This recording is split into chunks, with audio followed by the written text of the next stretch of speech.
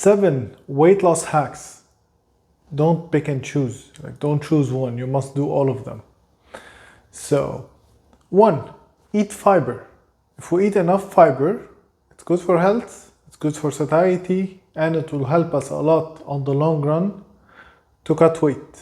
Especially when we add our veggies to our main meals, it makes these meals bigger in our stomach, slower to digest, and more complex all over, and it does affect our absorption for food and our blood sugar.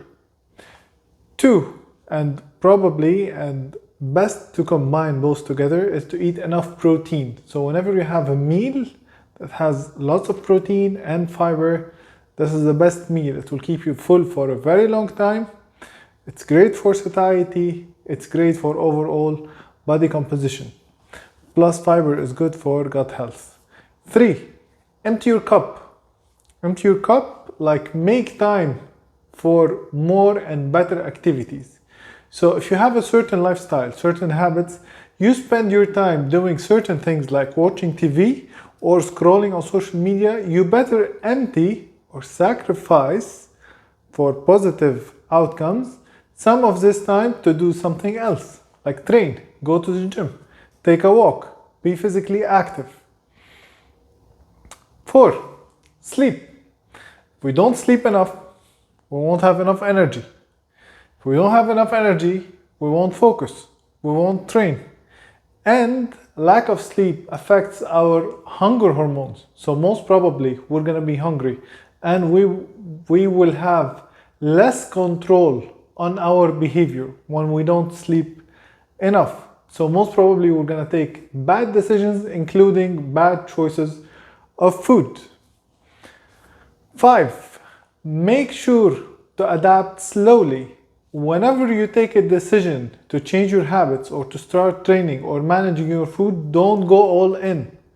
Start slowly, adapt slowly, analyze your behavior, and make small changes. If you read Atomic Habits, for example, he will be telling you, spend 5 minutes in the gym. Don't train if you want. Just have a chat with someone and slowly increase the time and the intensity of your workouts.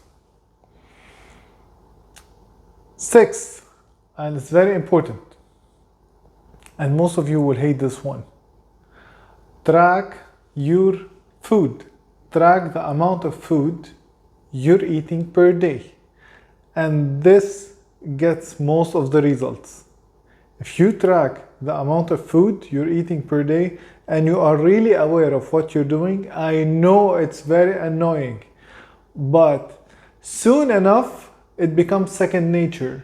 Then you don't have to weigh your food, you don't have to write it down. It becomes much easier for you to estimate. But most people underestimate how much they eat per day. That's why they end up eating more and they end up gaining weight and not understanding why. 7 is also annoying. Track how much you're moving per day. Not only how much you're exercising per day, how much you're moving per day.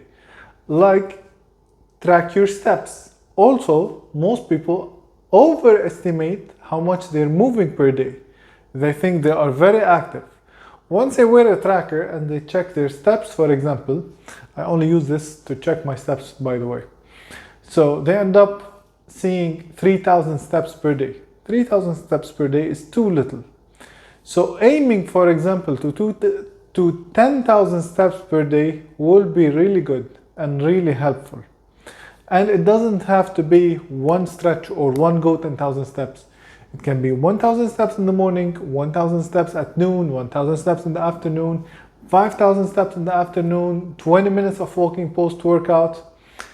Accumulating all what I've just mentioned and the 7 points I've been talking about during this video will get you 99% of the results. If you do this enough for a prolonged period of time, it becomes second nature. You will always get rid of weight and you will always maintain results.